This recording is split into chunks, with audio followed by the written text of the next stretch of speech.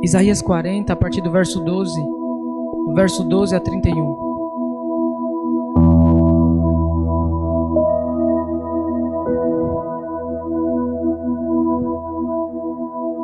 Sempre é um grande privilégio pregar a palavra do Senhor. Isaías 40, a partir do verso 12.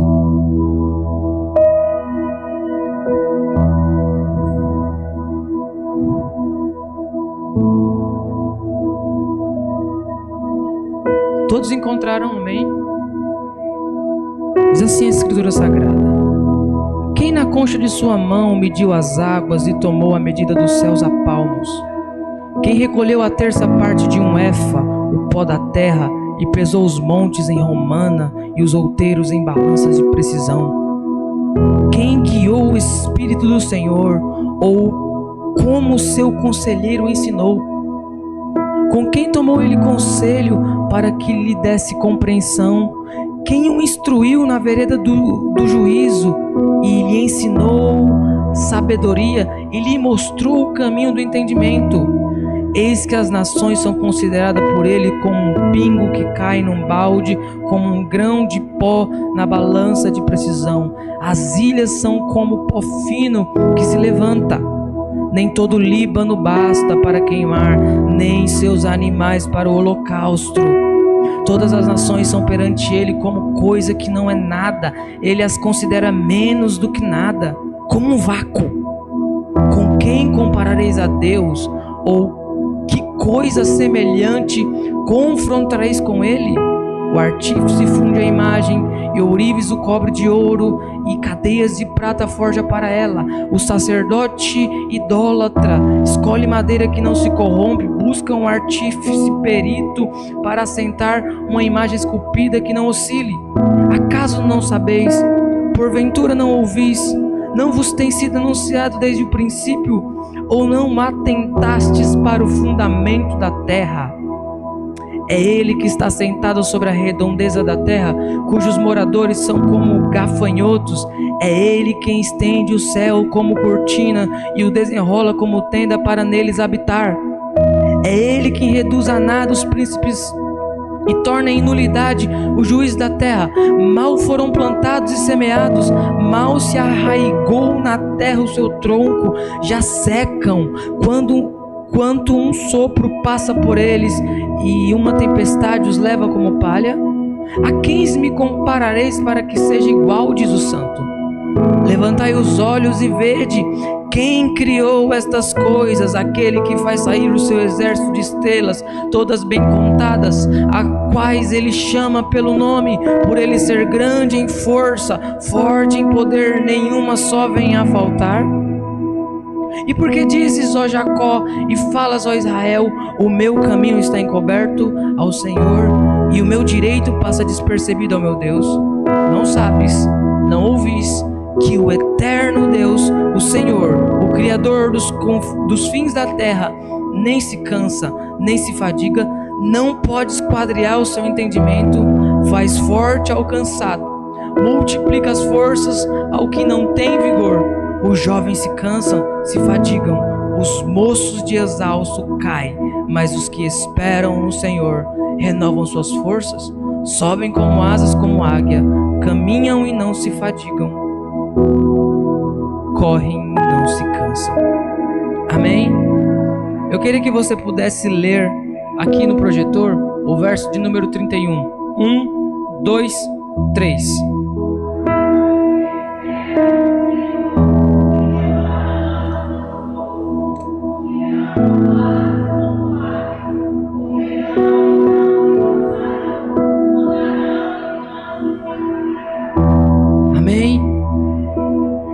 O texto em que nós lemos trata da grandeza de Deus. E por duas vezes Isaías lança a pergunta dizendo: com quem comparareis a Deus? Ou quem é igual a Deus? Quem é semelhante a Deus?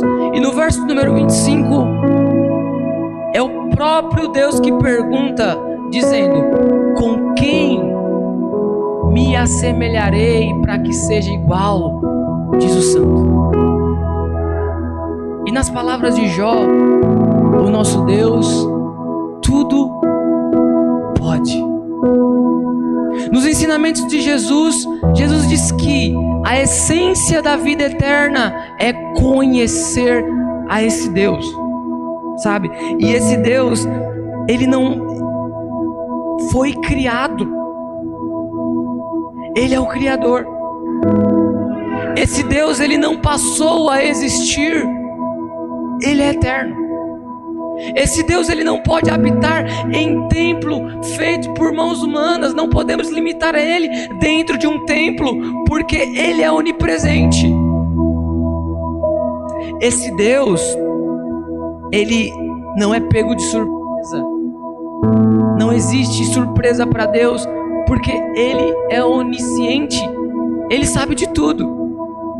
E não há limitações em Deus, porque ele é onipotente. Ele pode tudo. E mais, esse Deus, ele é imutável. Sabe o que significa isso? Que ele não muda. Que o que ele fez no passado, ele ainda faz hoje. Que as grandes obras registradas nesse livro, ele ainda é poderoso para fazer hoje nas nossas vidas. Eu queria expor esse texto com vocês. Em primeiro lugar, o nosso Deus é incomparável em relação à criação. Veja o verso número 12. Quem na concha de sua mão mediu as águas e tomou a medida dos céus a palmos? Quem recolheu na terça parte de um éfa o pó da terra e pesou os montes em romana e os outeiros em balança de precisão? Verso 26. Levantai os olhos e vede quem criou estas coisas. Aquele que faz sair o seu exército de estrelas, todas bem contadas, as quais ele chama pelo nome, por ele ser grande em força, forte em poder, nenhuma delas só vem a faltar. Isaías vai mostrar que Deus mede as águas com a concha de suas mãos. Pense em todos os oceanos que existem. O Oceano Atlântico, o Índico, o Pacífico, o Mediterrâneo e por aí vai. E pense comigo, meu irmão, que há lugares no oceano que ainda não foi explorado pelo homem. Há lugares no oceano que o homem ainda não conhece. Com toda a sua sabedoria, com toda a sua ciência, há lugares ainda no oceano que o homem não conseguiu chegar ainda. E o nosso Deus, ele não somente criou esse oceano que é imenso, mas ele coloca na palma de suas mãos todas as águas. Isaías vai dizer que o nosso Deus pesa o pó das montanhas em balança de precisão. Será que alguém consegue contar o pó da terra? Será que alguém consegue ir ali fora, pegar um bocado de areia na mão e conseguir contar quantos grãos de areia existe ou que cabe na palma da sua mão? Pois Isaías está dizendo que o nosso Deus, ele pesa o pó da terra em balança de precisão. Que o nosso Deus, ele tem o controle de tudo e ele sabe até a quantidade de pó que existe na terra. Isaías vai dizer que Deus mede os céus a palmos e os desenrola como uma cortina para habitar neles. E talvez a pergunta que nos caiba é: que tamanho é esse céu que Deus desenrola como uma tenda e habita nele? Qual o tamanho do céu? Qual o tamanho do universo? E nenhum homem é capaz de dizer qual é o tamanho do universo. Nenhum cientista, nenhum estudioso pode dizer: aqui o universo tem esse tamanho. Não. Mas estima-se que o universo tem mais de 93 bilhões de anos-luz de diâmetro. Isso significa que se você quiser ir de uma extremidade à outra do universo na velocidade da luz, 300 mil quilômetros por segundo, você demoraria 93 bilhões de anos. E sabe o que é mais incrível em tudo isso? É que o nosso Deus criou tudo isso. E que não há nenhum centímetro do universo que o nosso Deus não possa dizer: é meu, fui eu que criei. E sabe de uma coisa, irmãos? Por uma questão de lógica simples, a criatura não pode ser maior que o Criador. Isaías vai dizer que Deus espalha as estrelas no firmamento, e por Ele ser grande em força, forte em poder, quando Ele chama, nenhuma pode faltar. Outra pergunta nos cabe: quantas estrelas existem? E a resposta é: não sabemos. Não sabemos. Só que o que os estudiosos sabem é que existem mais estrelas no firmamento do que grãos de areia em todas as praias e todos os desertos do planeta Terra. O nosso Deus não somente criou essas estrelas, o nosso Deus criou e chama cada uma pelo seu nome. E quando Ele chama, por Ele ser forte em força, grande em poder, nenhuma delas pode faltar. Esse é o nosso Deus. Você já parou para pensar como o nosso Deus é grande? Você já parou para pensar o quão grande Ele é? Sabe, quando nós paramos para pensar o quão grande Deus é, eu acho que a ansiedade, ela perde a vez. A preocupação, ela desaparece. O seu problema que parece tão grande, tão grande, tão grande, tão indissolúvel, quando você para pensar na grandeza de Deus, eu acho que ele fica pequeno, minúsculo. Ele é muito grande. Não há impossíveis para Deus. Não há limitação nele. Ele é o Todo-Poderoso. Ele é grande. Ele é soberano sobre a criação. E não há nada que seja impossível para Deus. Não há causa perdida para Deus. Ele é o Todo-Poderoso. Salmos 19 diz que os céus declaram a obra de Deus e o firmamento anuncia as obras de suas mãos. Mas Deus também é incomparável em relação ao conhecimento. Veja os versos 13 e 14 comigo, por favor.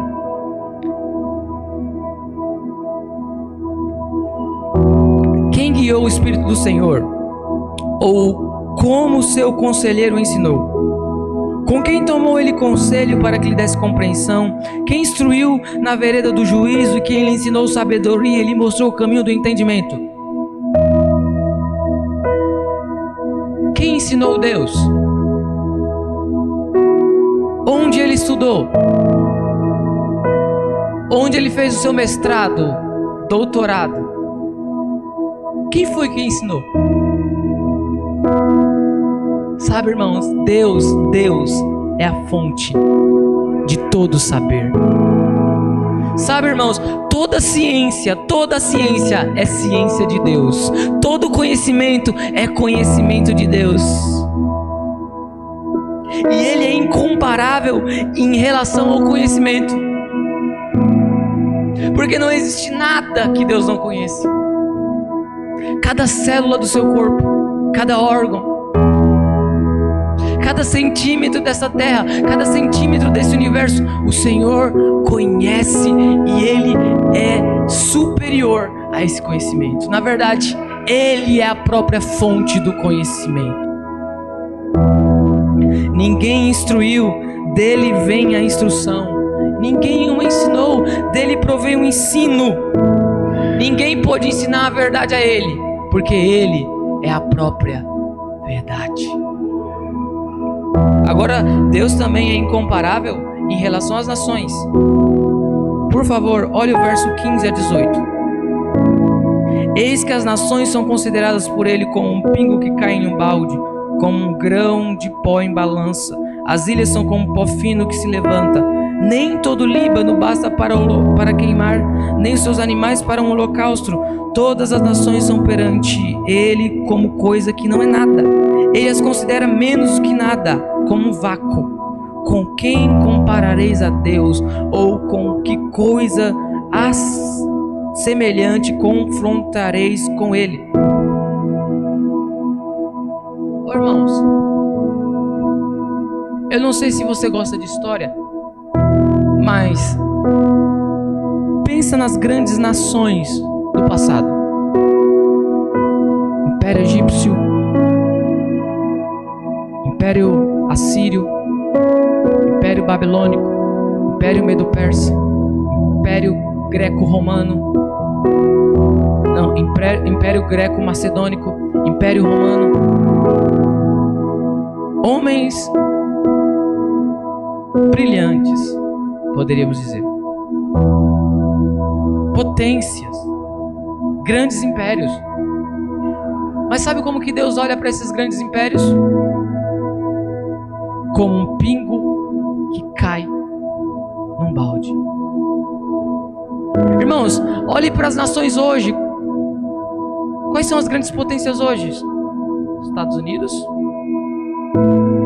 Japão, entre outros. Sabe como Deus olha para essas nações? Como um pingo que cai num balde. Nós temos a leve impressão de que quando as coisas fogem do nosso controle, também foge do controle de Deus. Mas nada foge do controle de Deus. Sabe, Deus não está apavorado com a possibilidade de uma crise. Deus não está apavorado com a possibilidade de uma terceira guerra mundial. Deus não está apavorado, sabe, irmão Bera, com bombas nucleares, com a nova era. Sabe que a gente vê cristão falando disso, não é?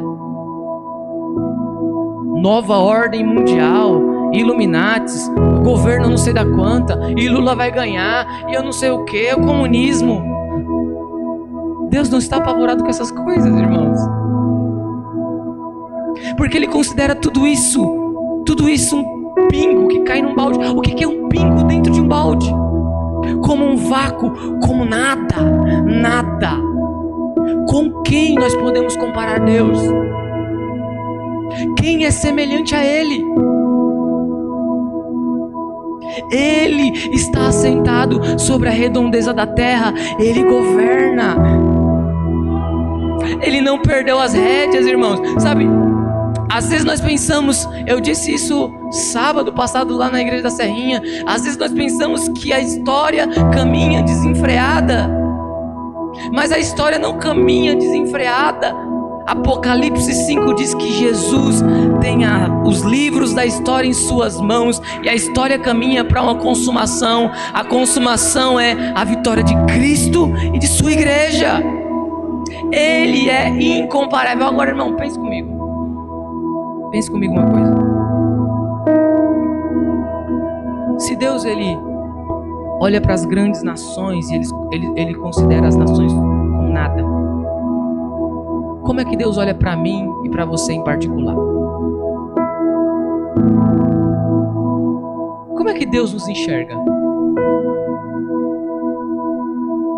Sabe, eu aprendi uma coisa: não tem como você conhecer a Deus e ter nariz em pé.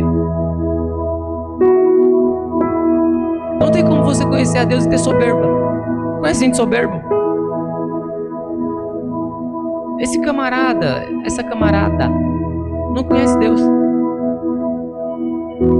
Porque quando você entende o quão grande Ele é, irmão, você vai diminuindo, você vai murchando. É o que acontece com Jó. Jó, no âmago da sua dor, no centro da sua dor, ele começa a fazer perguntas para Deus e questionar a Deus, dizendo o seguinte: seguinte: meu Deus, por que eu nasci? Meu Deus, por que o Senhor permitiu que no seio da minha mãe tivesse leite?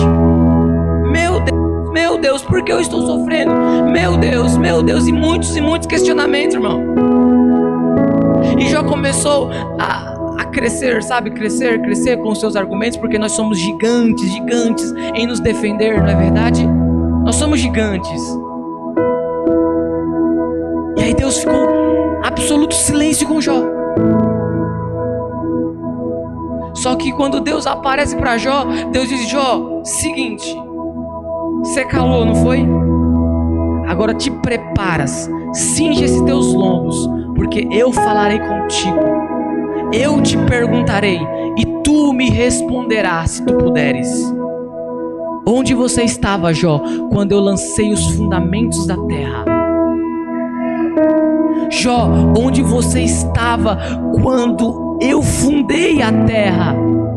Jó, onde você estava quando eu coloquei limites às águas dos oceanos e disse só até aqui, daqui para cá não? Onde você estava, Jó? E Deus foi derramando o conhecimento sobre Jó e perguntas retóricas que não se pode responder. E sabe o que Jó fez? O que eu e você faríamos? Murchamos, calamos, ficamos quietos. Aí você vai ver que quando tudo isso passa, Jó vai escrever o capítulo 42. Olha, eu bem sei que tudo o Senhor pode e nenhum dos seus pensamentos podem ser frustrados.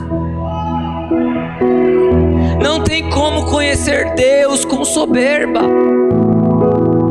Não tem como, irmão. Quando você entende o quão grande Ele é, você murcha, você se cala, você considera pó. E é isso que nós somos. Agora, olhe só isso. Ele é incomparável em relação aos ídolos. Preste atenção, versos 19 ao 21.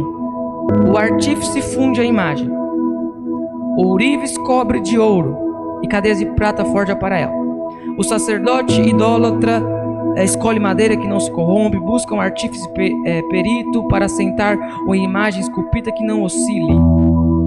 Acaso não sabeis, porventura não ouvis, não vos tem sido anunciado desde o princípio, ou não atentaste para o fundamento da terra? Olha, irmãos, eu vou ser sincero com vocês. Não tem nada mais insensato do que a idolatria. Não tem nada mais insensato do que a idolatria. Pensa comigo aqui na época. A pessoa sai na mata,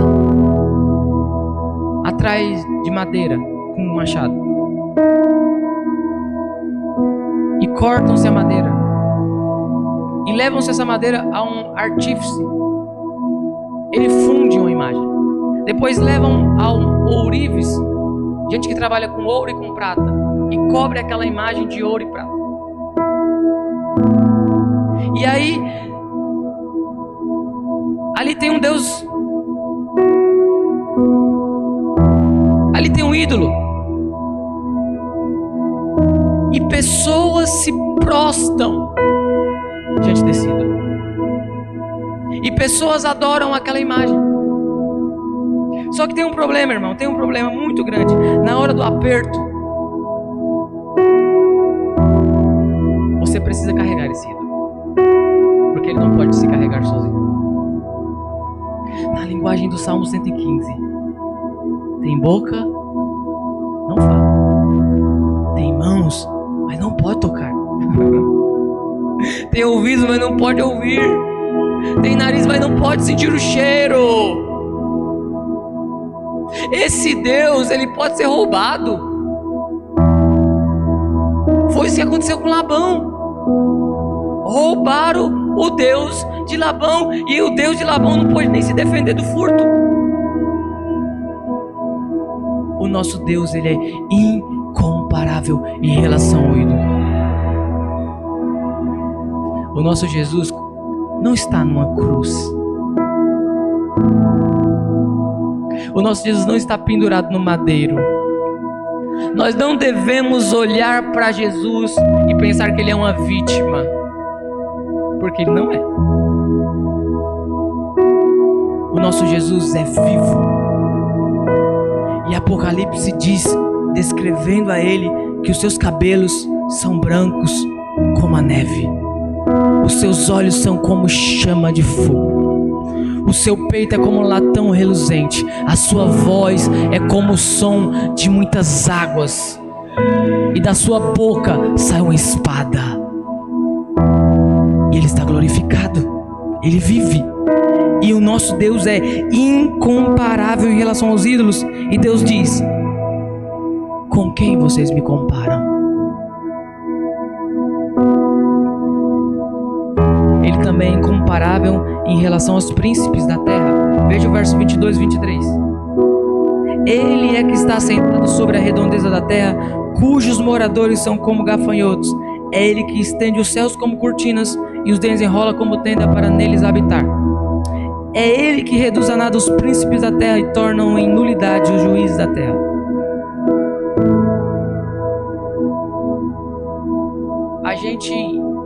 Nós, seres humanos, nós temos facilidade de colocar outros seres humanos em pedestais.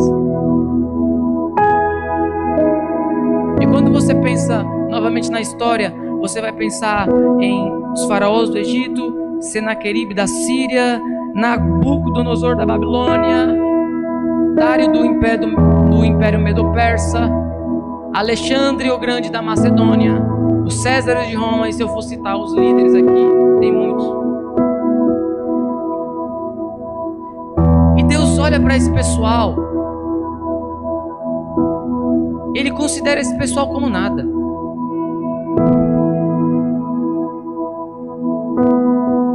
Ele considera os príncipes da terra como nada, irmão. Ele olha para os poderosos da terra, tem poder algum. Sabe, naquele grande dia, no grande dia, quando ele vir, e ele virá, irmãos, e ele não virá montado num jumentinho, ele não virá humildemente, ele não nascerá de uma virgem, mas não. Ele não vai vir como um advogado, não. Ele vai vir com poder, grande glória. E essa volta será audível, visível, repentina e inesperada. Ele virá, como diz Apocalipse, montado num cavalo branco. Na sua coxa está escrito: Rei dos Reis, Senhor dos Senhores. Sabe, e quando ele vier, os grandes, os poderosos terão muito medo, muito medo.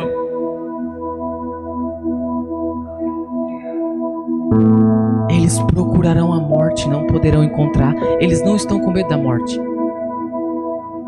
Eles estão com medo da ira de Deus, que vai cair sobre eles naquele grande dia. Sabe por quê? Porque eles não são nada. Nada. Naquele dia, irmão, sua posição social, seu dinheiro, sua influência, sua sabedoria não vão salvar eles. E a única forma de nós escaparmos dessa ira é aceitarmos Jesus e reconhecermos Jesus como nosso único, suficiente Salvador. Agora, por favor, olhe o verso 27. Porque, pois, dizes, ó Jacó, e falas, ó Israel, o meu caminho está encoberto ao Senhor, e o meu direito passa despercebido. O povo começa a fazer queixas para Deus, a despeito da grandeza de Deus. O povo começa a questionar. E em primeiro lugar, é uma queixa de indiferença. O meu caminho está encoberto ao Senhor. Aquela famosa frase: o Senhor não me vê? Será que o Senhor não está vendo o meu sofrimento? Será que o Senhor não assiste? Essa queixa nos fala de indiferença. Jesus lá no mar da Galileia, sendo açoitado por uma tempestade, sabe, irmãos? É como eu preguei ontem aqui, Marta e Maria, achando que Jesus estava atrasado. E aí a gente começa a questionar e dizer assim: o Senhor não se importa comigo, o Senhor é indiferente. Segundo, essa queixa é uma queixa de injustiça. O meu direito passa despercebido. O povo está dizendo: Senhor, eu tenho direito, e o Senhor não dá o que eu mereço. Sabe como Deus responde a isso? Está no verso 28. Não sabes, não ouviste que o eterno Deus, o Senhor, o Criador dos fins da terra, nem se cansa nem se fadiga, não se pode esquadriar o seu entendimento? O nosso Deus não tem como esquadriar o seu entendimento. Irmãos, eu aprendi uma coisa, sinceramente, honestamente, por mais experiente que nós sejamos, por mais versado na letra que nós sejamos, por mais intimidade que nós tenhamos com Deus, pastora Ruth, o máximo que eu e você pode fazer é arranhar a superfície. Nós nunca vamos entender Deus. Nunca. O seu entendimento não se pode esquadriar. Eu torno a dar o exemplo de Marta e Maria, quando manda o recado para Jesus dizendo o seguinte: está enfermo aquele quem tu amas. A Bíblia diz que Jesus só foi ter com ele no quarto dia. No quarto dia. E eu disse isso ontem para nós. Eu fico impressionado como Marta e Maria não escreveu outro recado dizendo o seguinte para Jesus: não precisa vir mais.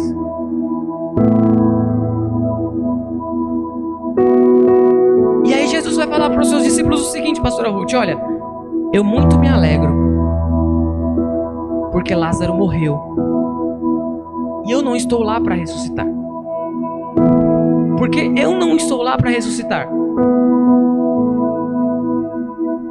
Eu estou feliz, porque Lázaro morreu, e eu não estou lá para ressuscitar Lázaro. Por quê?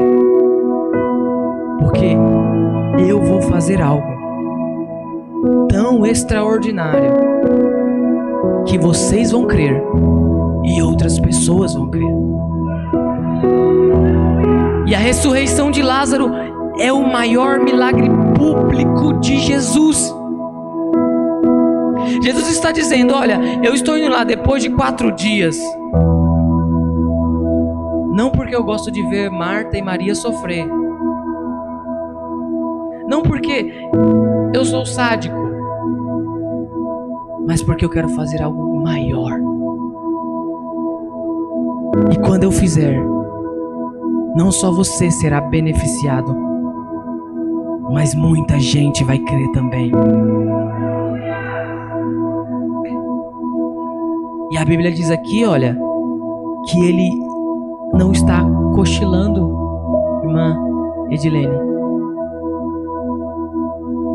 Sabe quando você e eu estamos cansados, nós dormimos, não é?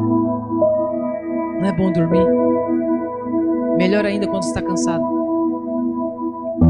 Deus não dorme. Deus não cochila. Sabe, o Salmo 121 diz o seguinte: o nosso Deus, Ele está sempre alerta.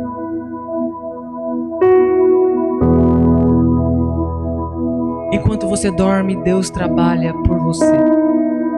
Enquanto você descansa, Deus está trabalhando. Ele não está cochilando.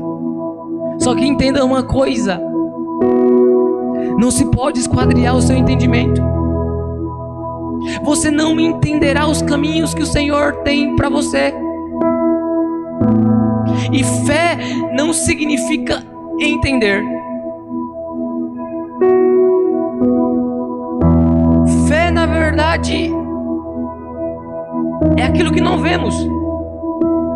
É além da circunstância. Vai contra a circunstância. Fé não é aquilo que sentimos, nem o que pensamos, mas é o que esperamos. Isso é fé.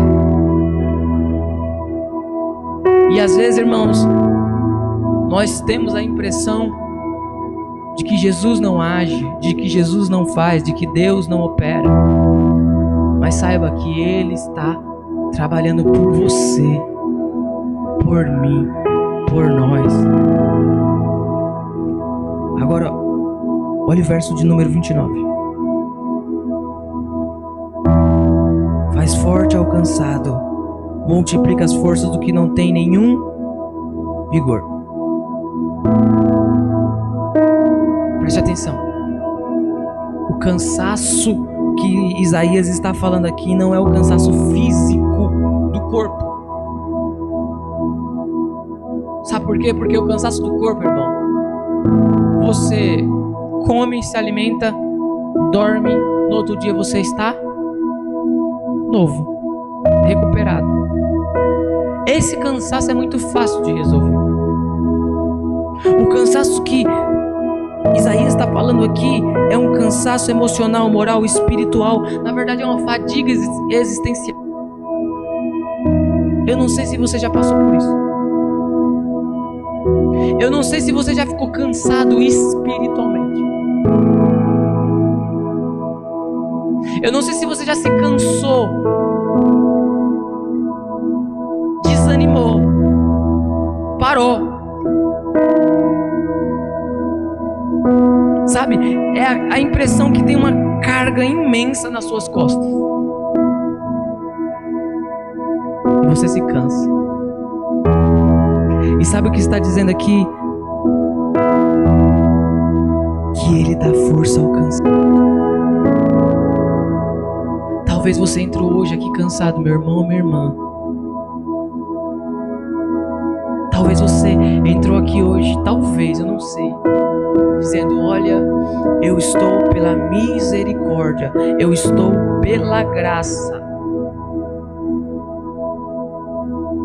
Talvez você entrou aqui muito ansioso, irmãos, porque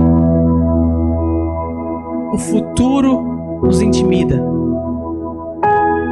O que faremos nós? O que seremos de nós? Meu Deus, não é? Como a inflação está alta, combustível, comida, tudo. Aí você pensa assim: será que eu vou ter o pão amanhã? Será que eu vou ter como criar os meus filhos? Eu quero dizer para você que o nosso Deus, Ele cuida dos seus. Ele cuida. E nós não precisamos temer o amanhã. Sabe por quê? Porque Deus está no amanhã e Ele trabalhará em nosso favor. Davi disse: eu fui moço, hoje eu sou velho. Eu nunca vi um justo mendigar o pão, nem a sua descendência passar necessidade.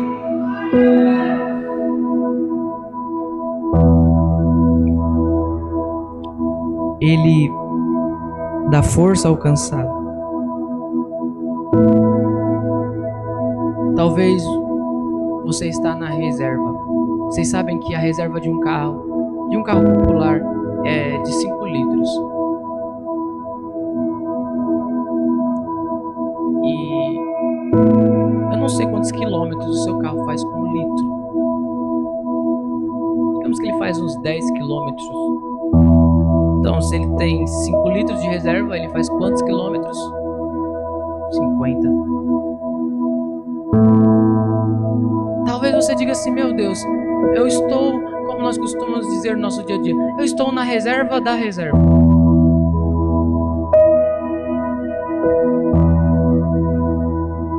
Talvez você diga assim: meu Deus, eu tenho que assoprar o tanque para chegar em casa. Sabe, o nosso Deus, Ele multiplica a força do que não tem nenhum vigor. Nenhum. Talvez você diga assim: o meu carro definitivamente acabou a gasolina. Ele não anda nem para frente nem para trás. Pois o nosso Deus, Ele traz à existência aquilo que não existe. Você pode estar esgotado, irmão, espiritualmente. O nosso Deus, Ele dá força ao cansado. Ele multiplica as forças do que não tem nenhum vigor. Eu imagino, pastor Ruth Caleb, 85 anos. Passou 40 anos rodando no deserto. Todo mundo morria. Ele não morreu, e nem Josué. Quando ele foi espiar a terra pela primeira vez, tinha 40 anos. 40 anos.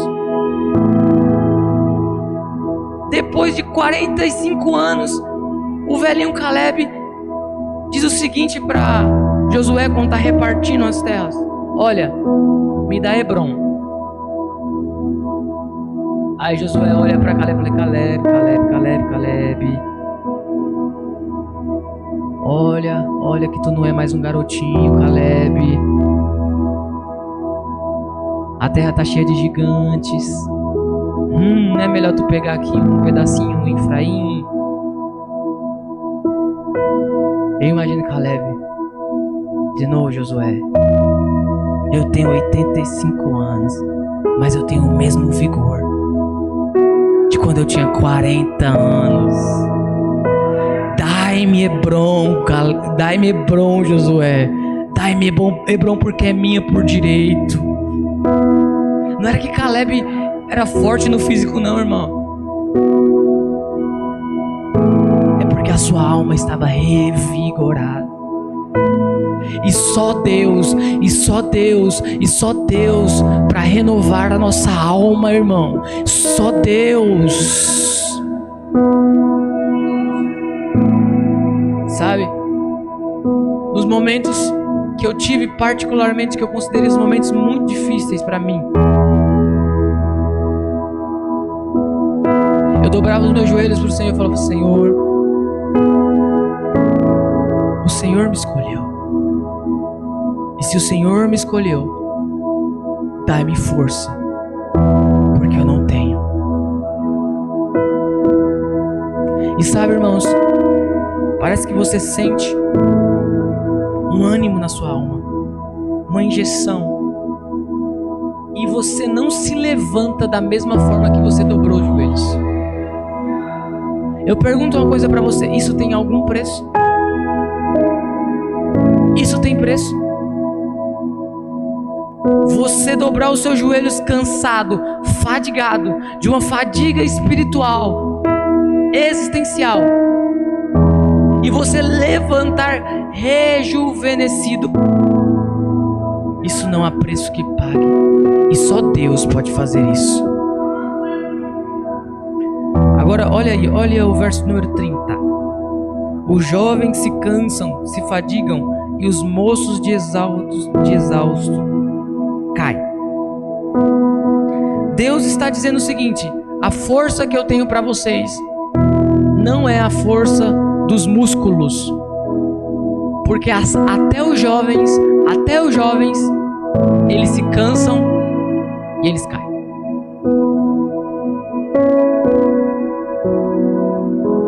A força que eu tenho para dar para vocês é uma força sobre-humana, é sobrenatural. E às vezes a gente olha assim, irmãos, e a gente pergunta: como é que fulano ainda está de... É Deus. Essa força quem dá é o Senhor. Esse ânimo quem coloca é Deus. A insistência, a perseverança é Deus. Sabe, irmãos, quando as coisas apertarem mesmo, com todo o respeito aos profissionais da área da saúde, da psicologia, da psicanálise, irmão, A ciência veio para nos ajudar. Deus deu sabedoria aos homens para estudar e nos ajudar. Mas sabe quando as coisas apertar mesmo? Fecha a porta do teu quarto e fala com Deus. Porque o maior terapeuta da alma estará lá. E Ele é o único que pode te dar essa força. Ele é o único que pode te renovar. Ele é o único que pode abrir os olhos da sua alma. Às vezes nós ficamos muito presos ao natural, irmão. E se você olhar para o natural, você para. Operador Edilson, você para. Você começa a olhar para o preço da gasolina, dá até um desânimo. O preço da carne, meu Deus do céu. Final de ano para nós fazer um churrasco aqui, só se Deus fizer um milagre. Se nós formos olhar pela circunstância, irmão, nós paramos. Mas quando nós estamos em oração, Deus abre os olhos da nossa alma e nós pensamos o seguinte: meu Deus, a pandemia está aí, as coisas estão absurdas de caras, e o Senhor até hoje não me deixou passar a necessidade. Meu Deus, a gasolina está um absurdo, mas em toda essa pandemia não faltou gasolina para mim ir na tua casa te adorar. Meu Deus, pessoas do meu lado se foram, partiram, mas o Senhor tem guardado a mim e a minha casa. Irmão, a oração abre os olhos da nossa alma. Por isso, um cristão que não ora não pode ser chamado de cristão. Um cristão que... Eu não estou falando de uma oração que você faz aqui no culto, irmão. Eu estou falando de uma vida de oração. De você ter hábito, de você ter disciplina, como Daniel. Alguém pode falar assim: eu sou tão ocupado, como é que eu vou orar como Daniel? Daniel cuidava de 127 províncias. Tá pensando que tinha WhatsApp para ele resolver problema? Tá pensando que tinha avião para ele ir e voltar? Ele tinha que ir de camelo, de cavalo. Ele governava 127 províncias, mas ele tinha um hábito de orar 3 vezes ao dia ao Senhor. Sabe o que é isso? Disciplina. Não nos falta tempo, nos falta disciplina. Acorda mais cedo. Tira um tempinho do almoço, vai orar e ler a Bíblia. Começa a exercer os exercícios espirituais. Começa a ter disciplina. E você verá o que Deus fará por você.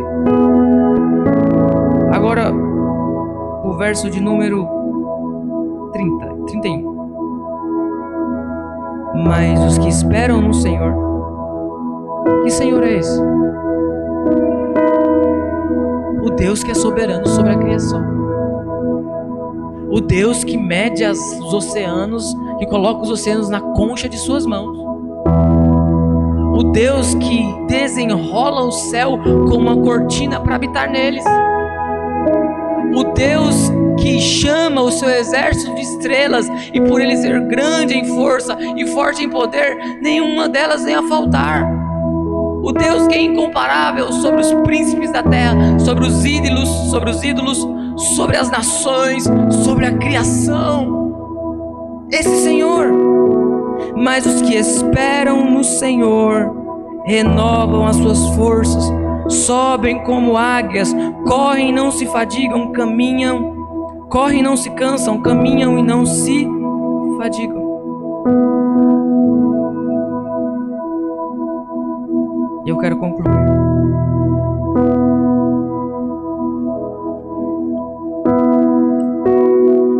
Os estudiosos dizem que quando uma águia ela vai ficando velha, desgastada, cansada, ela faz um retiro sozinha para o alto de uma montanha, a montanha mais alta que ela encontrar, ela vai sozinha. E ela passa um tempo lá, na solidão.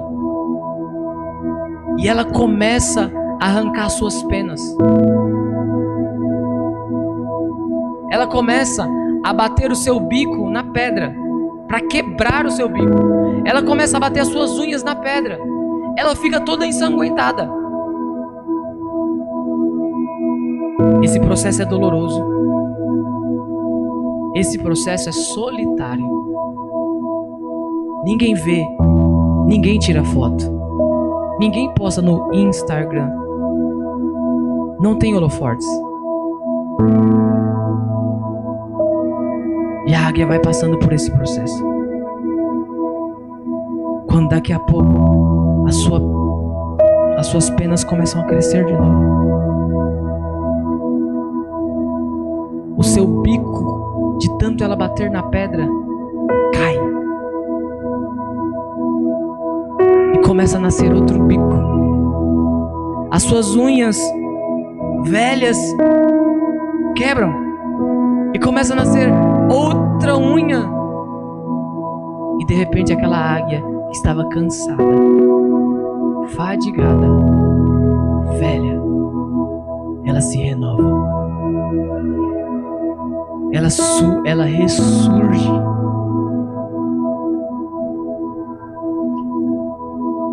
Isaías está dizendo que aqueles que esperam no Senhor são como as águias.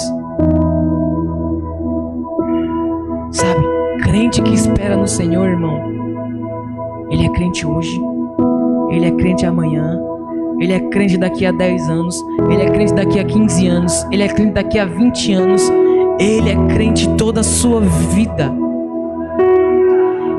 Ele caminha, ele não se cansa, porque a força não vem dele, vem de Deus. Ele corre e ele não se fadiga. E aqueles que esperam no Senhor renovam as suas forças. Pois Deus é poderoso para fazer com você e comigo isso que foi pregado. Ele é poderoso para renovar nossas forças. Ele é poderoso, irmãos. Por mais cansado que você esteja, Deus é poderoso para te dar uma injeção de ânimo, para te dar um tônico para sua alma. E você se sinta como Caleb, um homem de 85 anos, se sentindo como um jovem de 40.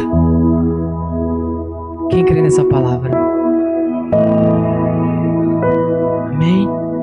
Você pode ficar de pé. Fique de pé.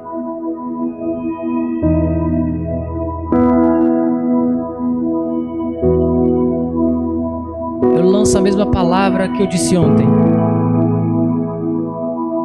Se creres, verás a glória de Deus. Você crê? Você crê que Deus pode transformar esse deserto num grande manancial? Você crê que Deus pode trazer à existência aquilo que não existe? Você crê que Deus pode ressuscitar um morto há 4 dias, morto e sepultado? Ele pode trazer a vida? Creia. Você crê que Deus pode te renovar hoje, e você pode sair daqui espiritualmente robusto, espiritualmente forte? Sabe, irmãos, nós precisamos de um avivamento espiritual.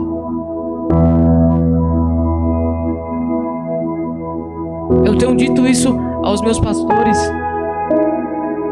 Irmãos, eu estou ficando cansado de momentos rasos.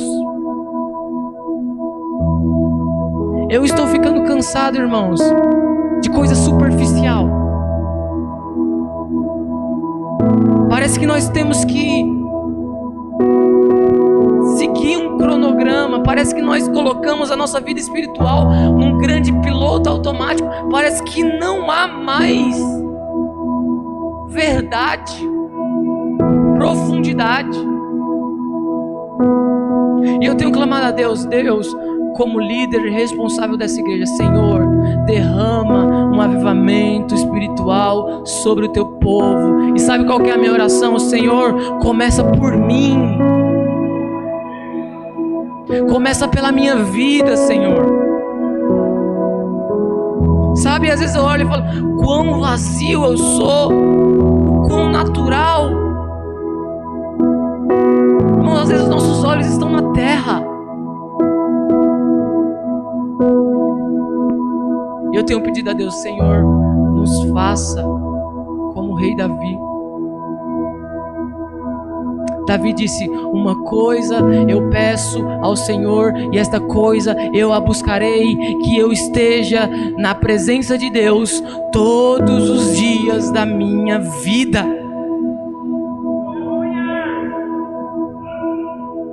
Irmãos, eu estou falando de um rei. Estou falando de um chefe de uma nação, de alguém que tinha muitos afazeres, de alguém que tinha muita coisa para cuidar, muito rico, importante. Ele está dizendo que somente uma coisa ele precisa: estar na casa do Senhor. Com profundidade, irmão, com intensidade, com verdade. Sabe, não rasgar as vestes, mas rasgar o coração. Sabe, não ficar repetindo as nossas canções, que nós já sabemos a letra de trás para frente, de frente para trás, mas que nós tenhamos profundidade, que nós tenhamos poder, que nós possamos colocar a mão no enfermo e ele ser curado sim, irmão. Que nós possamos colocar a mão numa pessoa endemoniada e ela possa ser liberta. Que nós possamos colocar a mão nos irmãos e eles receberem o dom do Espírito Santo. Que o nosso coração seja uma chama viva pela presença de Deus. Que nós ansiemos mais as coisas dos céus do que as coisas da terra. Esse ano tá acabando, irmão. Faltam poucos dias. Sábado é Natal. 25 de dezembro. Eu pergunto a você, você está conformado com a sua vida espiritual? Porque eu não estou. Você acha que você é crente o suficiente que você precisa? Nós precisamos de mais, irmãos. Nós precisamos de mais. Nós precisamos de mais. E que comece por nós. Que comece daqui de cima. E que incendeie esta igreja. E que incendeie esta cidade. Que impacte essa cidade. E que toda honra e glória não seja para nós, mas seja para Deus. Vamos orar. Pai Santo, Deus eterno, Deus de poder e de glória. Senhor, nós precisamos, Senhor, de um renovo espiritual. Nós precisamos, Senhor, subir como a águia. Senhor, nós precisamos também de um reavivamento espiritual. Nós precisamos de mais, Senhor, nós precisamos de mais. Nós estamos muito rasos, Senhor. Às vezes nós somos tão superficiais diante de um Deus tão grande. Senhor, diante do Espírito Santo que é um oceano, Senhor, às vezes nós estamos molhando apenas o nosso calcanhar. Nós queremos mais, nós queremos mais, nós queremos mais. Senhor, nós não pedimos bens, nós não pedimos prosperidade, mas nós pedimos a Tua presença manifesta sobre as nossas vidas. Senhor, gera em nós um coração de um adorador, gera em nós um coração humilde, gera em nós um coração ensinável, gera em nós a essência de um adorador. Pai, as pessoas que entraram por essas portas precisando de um renovo espiritual, Senhor, Tu és esse renovo, Senhor, Tu és a força que ela precisa, que ele precisa, Senhor. Socorre o Teu povo, ajuda o Teu povo, Senhor, enche eles do Teu Espírito Santo, em nome de Jesus, em nome de Jesus, amém, amém. Amém. Uma salva de palmas para o Senhor.